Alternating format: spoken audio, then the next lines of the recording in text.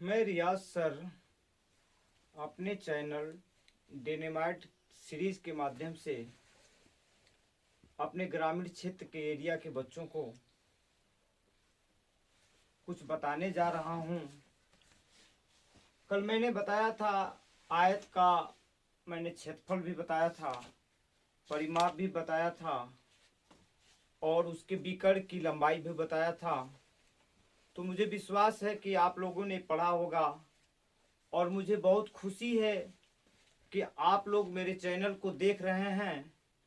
और मेरा आप लोगों से रिक्वेस्ट है कि आप सब्सक्राइब करें और लाइक करें, क्योंकि यह वीडियो बनाने में कई लोगों को सहायता लेनी पड़ती है और रात भर जगनी पड़ती है, तब मैं आप लोगों को कुछ दे पाता हूँ। इसलिए यह फर्ज बनता है कि आप सब्सक्राइब करें, लाइक करें, कि मैं प्रभावित हो करके पूरे हाई स्कूल का मैथमेटिक हो या 9th का मैथमेटिक हो या इंटरमीडिएट का हो, फिजिक्स हो, मैथ्स हो या बीएससी हो या कंपटीशन की कोई तैयारी वाली हो, सबका वीडियो दूंगा। तो आप सबसे पहले आप अपने आत्मा की आवाज सुने, मन की आवाज सुने, क्योंकि आत्मा की आवाज ईश्वर की आवाज होती है, खुदा की आवाज होती है। वहां से जो आवाज आती है वो शुद्ध रूप से होती है और कुछ करने के लिए प्रेरित करती है। कहा जाता है यदि आप सत्य के रास्ते पर चल दिए हैं या उद्देश्य को प्राप्त करना चाहते हैं तो दुनिया में कोई आपको रोक नहीं सकता है। कहा जाता है कि बाधाएं कब बांध सकी है आगे बढ़ने वालों को, विपदाएं कब रोक सकी है मरकर जीने वालों को। तो आइए मैं वर्ग का, देखिए वर्ग का क्षेत्रफल,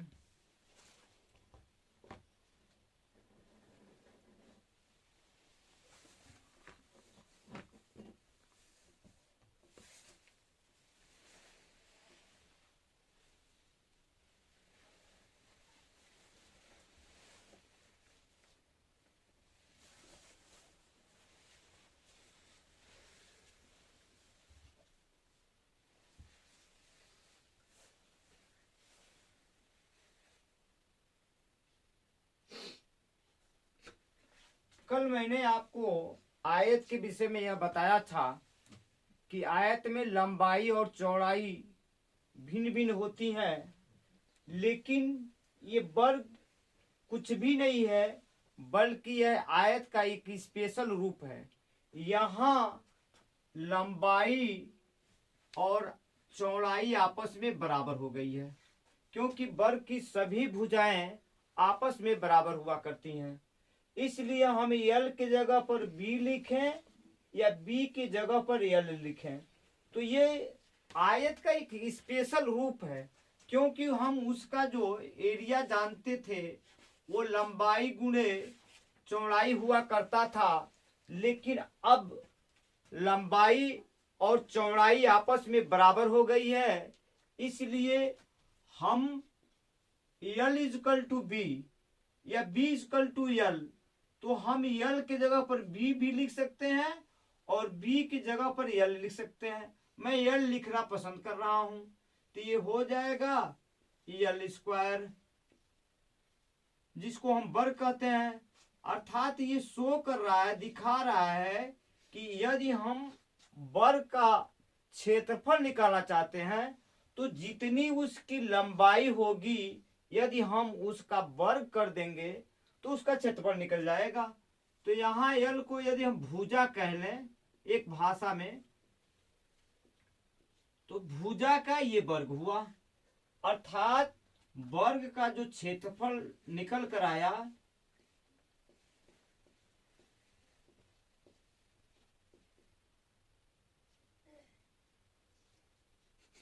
भुजा वर्ग, या भुजा को हम आर्म कहते हैं, जिसको हम ए से डिनोट कर रहे हैं ये, तो ये हो जाएगा यहां जो भी आएगा वर्ग इकाई आ जाएगा। वर्ग इकाई, इकाई कहने का मतलब यह है यदि वो मीटर में दिया होगा तो हम मीटर में लिखेंगे, सेंटीमीटर दिया होगा तो सेंटीमीटर में लिखेंगे, अर्थात जिसमें वो दिया होगा हम उसको यहाँ लिख लेंगे। आइए, अब हमने ये देखा कि ये क्षेत्रफल जो है वो आयत ही की तरह है, लेकिन चूंकि भुजाएं आपस में बराबर होने की वजह से ये ए स्क्वायर हो गया है। अब हम निकालने जा रहे हैं वर्ग का परिमाप।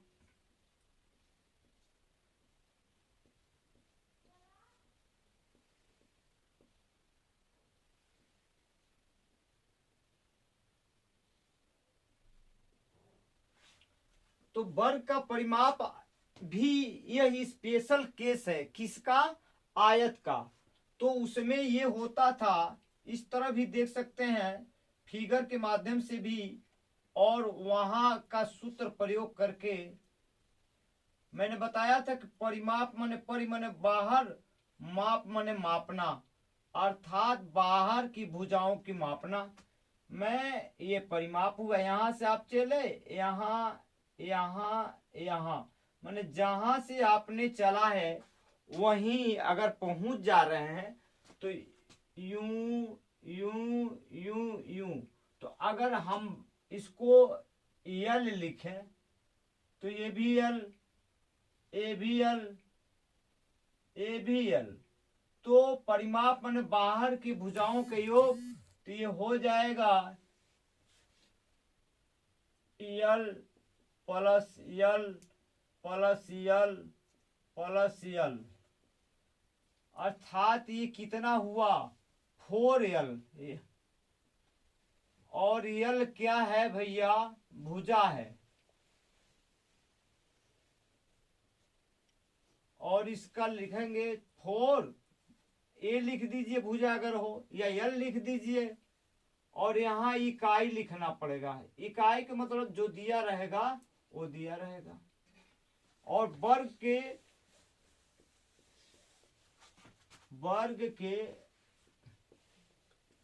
विकर्ण,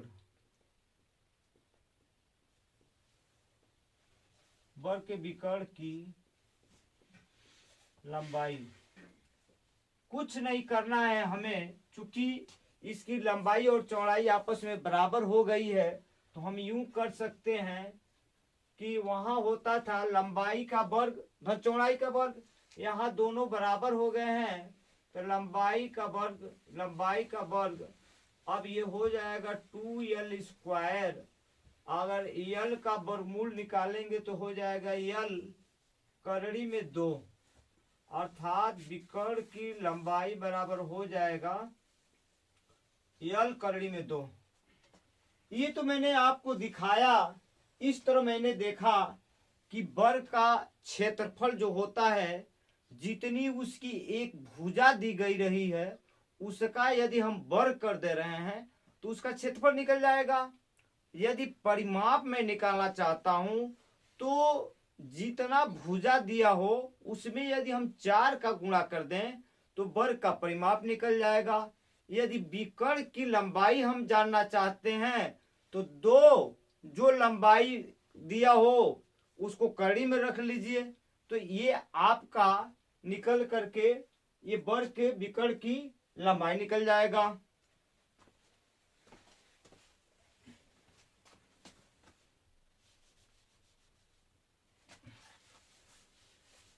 शॉर्ट स्क्रीन दे देंगे।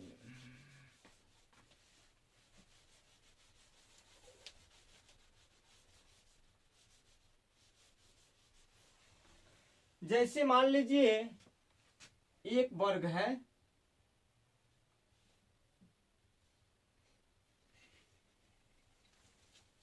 जिसकी एक भुजा 10 मीटर है। हम इसका क्षेत्रफल निकालना चाहते हैं तो वर्ग का क्षेत्रफल होता है भुजा का वर्ग। भुजा कितना है? 10 है। इसका हम क्या कर देंगे वर्ग, तो 10 का वर्ग का मतलब 10 गुणे 10, इसका मतलब यह हुआ 100।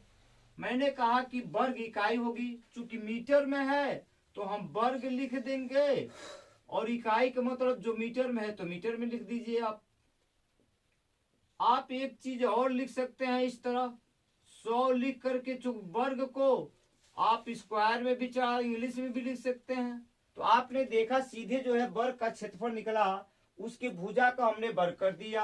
अब वर्ग का हम परिमाप निकालना चाहते हैं, तो परिमाप बराबर हो जाएगा, आप जानते ही हैं कितना आसान है कि हम क्या करेंगे, 4 गुणे भुजा, तो भुजा उसका 10 दिया है तो 4 गुणे 10 हो गया, 10 चौको 40, अर्थात अब केवल इसकी इकाई लिखना है, चूंकि मीटर में है तो हम मीटर लिखेंगे। इसका बड़ा महत्व है क्योंकि ये भौतिक राशि की इकाई है।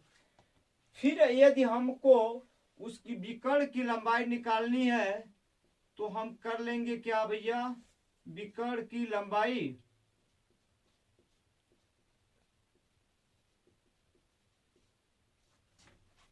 या हम इसको डी लिखते हैं, करड़ी में दो, ये 2 रहेगा। अब भुजा कितनी है 10, तो सीधे चूंकि इसका वर्गमूल नहीं निकाल पाएगा तो विकर्ण की लंबाई बराबर हो जाएगी डी, 2 करड़ी में 10 हो जाएगा। अब मुझे आशा है कि आप इस बात को समझ गए होंगे।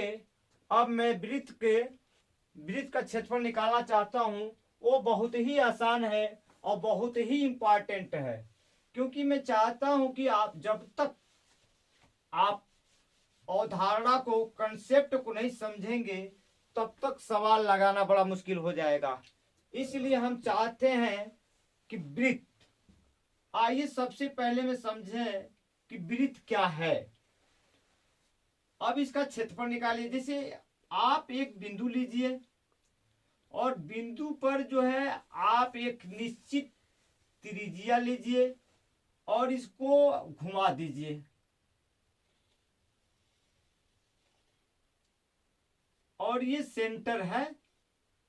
आपने ये देखा, सर्वप्रथम एक अवधारणा निकल कर यह आई कि वृत्त की त्रिज्या यहां भी, यदि आप यहां मीजर करें, यहां मीजर करें, यहां मीजर करें या नापें, तो आप देखेंगे सेंटर से जो है वृत्त की जो त्रिज्या होती है वो समान हुआ करती है।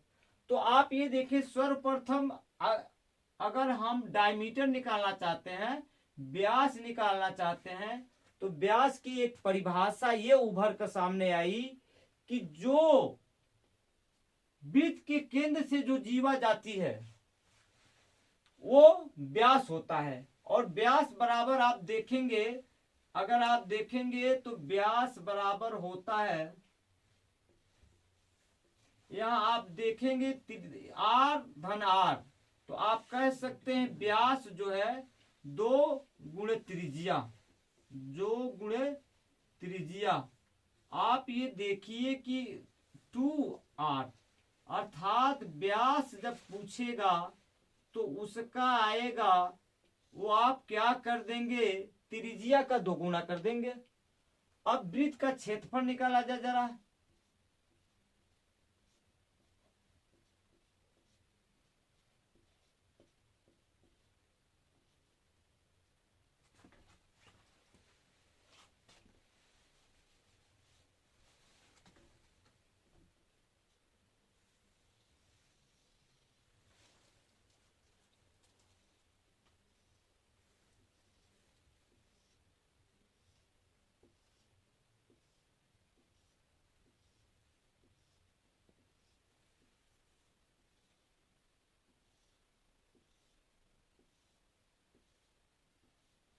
पहले हम समझे क्षेत्रफल होता क्या है। कुछ लोग तो यही नहीं समझ पाते हैं, कुछ बच्चे, क्षेत्रफल का मतलब जो इस आकृति के अंदर का ये मटेरियल है या जो आकृति है वो क्या होता है, क्षेत्रफल होता है। तो आप ये जानते हैं कि जो वृत्त होता है, हमने जो क्षेत्रफल की परिभाषा निकाला था, चूंकि यहाँ आर और आर आपस में, तो आप जानते हैं कि अगर कोई चीज बराबर होती है, जैसे हमने वर्ग में पढ़ा था कि भुजा स्क्वायर यहाँ त्रिज्या का स्क्वायर हो जाएगा, यहाँ भी बराबर बराबर है तो हम क्या करेंगे, वो जो भी दिया रहेगा उसका वर्ग कर देंगे। चूंकि ये वृत्त का मैटर है तो हम इसके पहले पाई लगा देंगे।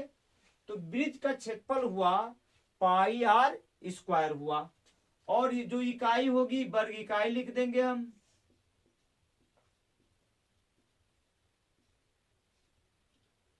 अब एक चीज और उभर कर सामने आता है कि वृत्त का परिमाप, वृत्त की परिधि कहिए या परिमाप कहिए, वृत्त की परिधि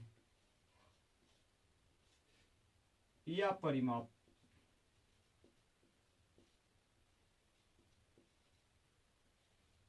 जिसको अंग्रेजी में सरकुमफिरेंस कहते हैं। अब देखिए, अब आपको आसान तरीका यह है कि जो ये रस्सी है उसको अगर काट दें तो एक रस्सी बनकर तैयार हो जाएगी।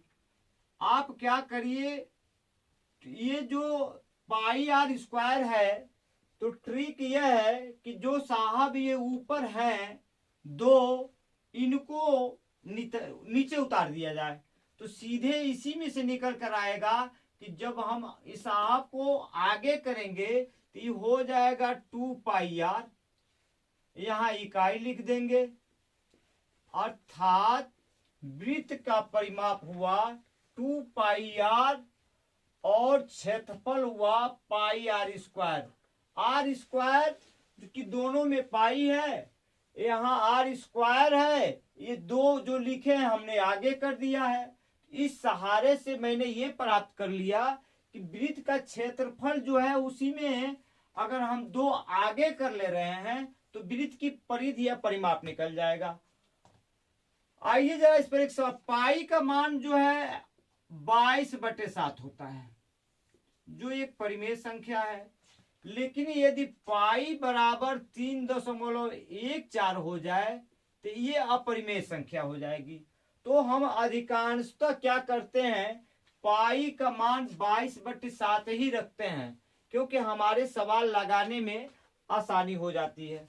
आइए एक हम प्रश्न दे रहे हैं, मान लीजिए किसी वृत्त की त्रिज्या r बराबर 7 है सेंटीमीटर। अब हम 3 चीजें निकालना चाहते हैं। व्यास पहला है, व्हाट इज व्यास, डायमीटर, व्यास क्या होगा, व्हाट, फिर हम निकालना चाहते हैं क्षेत्रफल क्या होगा, व्हाट, फिर हम परिधि निकालना चाहते हैं, व्हाट।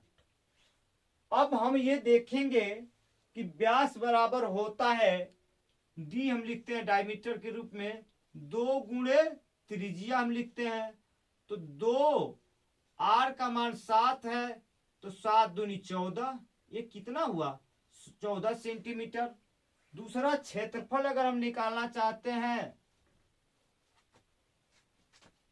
तो क्षेत्रफल बराबर होता है पाई आर स्क्वायर, यहाँ पाई का मान मैं बताया हूं कि हमेशा 22/7 रखिए, आर का मान चूंकि 7 है तो 7 गुणे 7, ये आप काट दीजिए, 7 दूनी 14, 7 दूनी 14, 1 15, चूंकि एरिया है तो वर्ग, सेंटीमीटर में है तो सेंटीमीटर लिख दीजिए। अब आप यदि उसका परिधि निकालना चाहते हैं तो परिधि बराबर होता है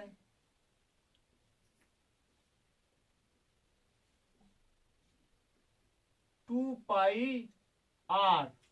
अब 2 पाई का मान 22/7 होता है, आर का मान 7 है, 7 7 कट गया, 44। अब ये सेंटीमीटर में है। आपने देखा बहुत ही आसानी से हमने वृत्त का सबसे पहले व्यास जाना।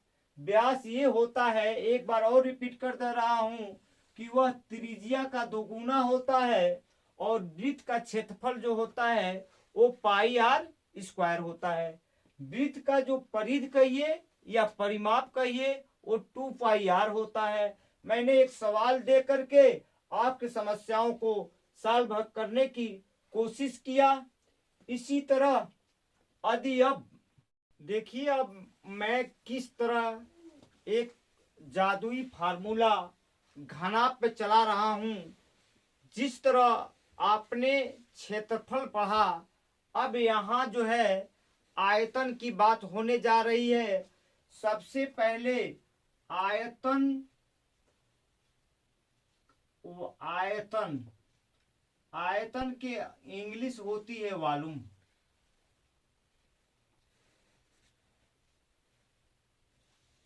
अब आपने इसके पहले जो मैं क्षेत्रफल बताया था वो 2 डायमेंशनल था, ये 3 डायमेंशनल है। 3 डायमेंशनल का मतलब यह होता है कि लंबाई, चौड़ाई और ऊंचाई। अब आप समझेंगे भाई, जिस तरह मैंने ये बताया कि उस आकृति के अंदर की जो मटेरियल हुआ करती थी वो क्षेत्रफल हुआ करता था, लेकिन मैं अब जो है आपको आयतन बताने जा रहा हूं।